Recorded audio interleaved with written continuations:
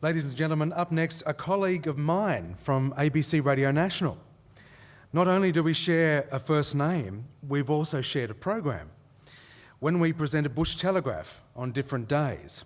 And his achievements are many, whereas mine seemingly have little public value. So at least once a week, I get, "Oh, I love you" on Books and Arts Daily. And I have to say, no, that's the other one.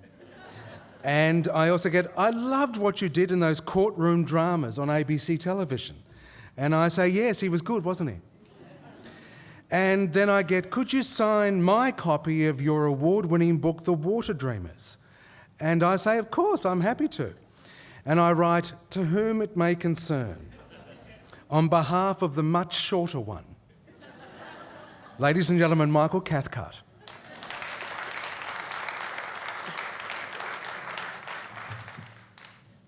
Thank you, Michael. Thank you so much. Oh, tall one, oh, lofty one, to whom I look up. Now, my topic tonight is the inland sea. And I chose this because my search for the inland sea has cost me several years of my life. So that book that Michael was talking about, The Water Dreamers, came out in 2009, and that was nice. But it started sometime for me in the early 1990s. I spent, 15 years of my life on and off working on that book. And the reason it got lost, or I got lost, was because I started off with the wrong hypothesis. I had this idea that I would write a book about the inland sea. And I said, okay, look, we all know that the explorers were looking for an inland sea. We learnt that at school. So there must have been a moment when Australians realised collectively that there wasn't an inland sea. So before the inland sea, when they were looking for it, that would be a period of optimism, looking for the inland sea. And then there'd be some time when they think, no, there's no inland sea. So that would be disappointment, reassessment. And there'd be a kind of fulcrum in the middle, a spot of where it toppled. So there's a very nice structure for a book. Before the inland sea, after the inland sea. So I start reading, and I read novels from the early 19th century. I read newspapers and magazines and explorer journals, trying to work out what the inland sea meant to all these people who were looking for it in the early 19th century. I travelled off to England, and I went to Oxford University, where I read the papers of the explorer Charles Sturt, which was a very nice thing to do. And then I went to the Royal Geographical Society in London. I cast my net really wide. I wanted to understand what it was explorers were looking for empire-wide. In fact, I don't know if you've ever been to this place. So the reading room of the Royal Geographical Society, this marvellous room that's set up as though it's a kind of model of the world. So there are little alcoves, and they're labelled things like Africa, Asia, Oceania, South America, North America. And when you want a book, you write down the title on a piece of paper, and you give it to Mrs. Kelly at the desk.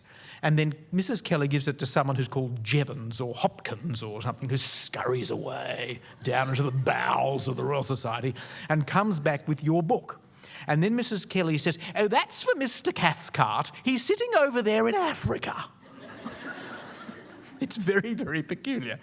So I spent a lot of time in Africa, in the Royal Society, reading all these books. And then, a couple of years had gone by the time I'd got to England. And, this was a PhD. I was supposed to be nearly finished. And I really had not started. So there I am coming home at 30,000 feet.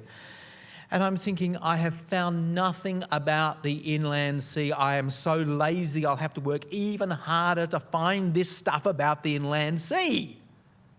And then I thought, no. I'm not being lazy. There's nothing to find. All this stuff about the explorers looking for the inland sea is complete hokum. So what were the explorers looking for? Well, I thought back over all those explorer journals I'd read, and it really was quite obvious. They were looking for grass. They were looking for water. They were looking for lines of travel. And what they repeatedly found were those Aboriginal parks that had been created by the Indigenous people for hunting and for enjoyment of the land. And those parks were perfect for sheep. That's what they were looking for. And of course, they were looking always for water.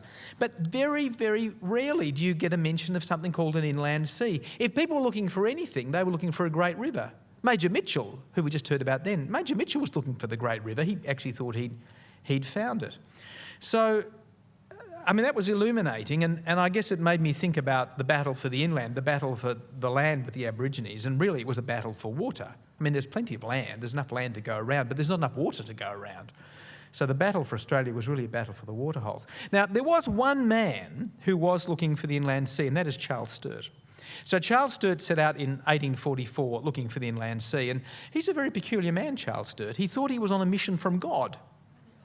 That God had said, of all the people on the earth, you, Charles Sturt, it is your mission to discover the mystery that lies at the heart of Australia. He was a sort of evangelical mystic, really, and he believed that it was part of his destiny, his God-given destiny, to discover this mystery at the heart of Australia. And so imagine his crisis of faith when he ends up on the sand dunes of the Simpson Desert, where he believed there'll be an inland sea, and in fact, he finds nothing. Now, there is a moment after Sturt's expedition of disappointment. I was right about that. There is a moment when white Australians believe that the centre of Australia is a big bowl of nothing, a place of absence, that the desert is a place where nature ought to be, but it isn't. If you think about the difference between us and the Americans, it's quite stark. The Americans make a journey westwards and they discover the bounty of the Great Plains. They believe that they are people with a manifest destiny, because the further west you go, the better it gets. Whereas when we journey west from Sydney or go north from Melbourne, it just gets drier and drier. So we journey into disappointment. So whatever national mythology we come up with, it wouldn't be a story of manifest destiny. Anyway, by the end of the 19th century, there are really three responses to this belief this realisation that there is a great silence and a great absence at the heart of Australia. The first is to say, run away. We don't want any part of this. The second is to say we have to embrace the silence, an ethos of death that in the book I call necro-nationalism, a nationalism based on death, necro-nationalism. And Burke and Wills, the veneration of Burke and Wills is all about necro-nationalism. But the third response, and the great optimistic response, is hydroengineering. So by the end of the 19th century, you've got a new generation of hydroengineers led by Alfred Deakin here in Melbourne, who was saying, don't talk about deserts.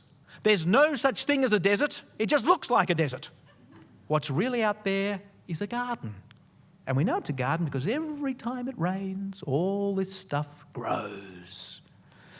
And we need the hydroengineer to bring that life to the great place of nothing, the great desert, the place where nature ought to be but isn't.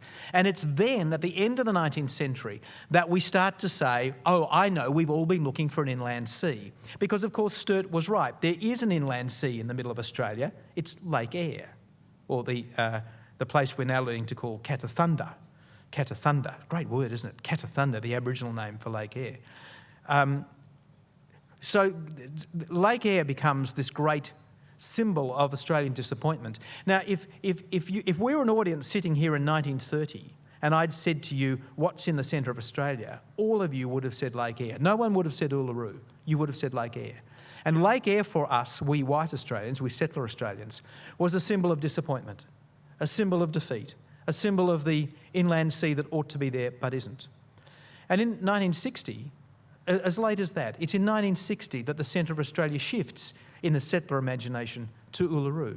And that's a very important change of heart, literally, because it's a symbol of optimism, a symbol of hope, a symbol of reconciliation, both with the land and with the first Australians. It's a very important shift in the human imagination. Anyway, that's the story that the Water Dreamers tells, and it's the story that I ended up discovering because my hypothesis about the inland sea had been wrong. The early explorers were not looking for the inland sea. It was not a dream of the explorers, but it was a dream of the hydroengineers, that they could bring the inland sea to the heart of Australia, the thing that ought to be there but isn't. And of course today we're searching for another way of thinking about the land, a land that's a way that's affirming, that still allows for engineering, which I think is a very good thing if you get it right, but is also in touch with the rhythms of the country itself. Thank you for listening.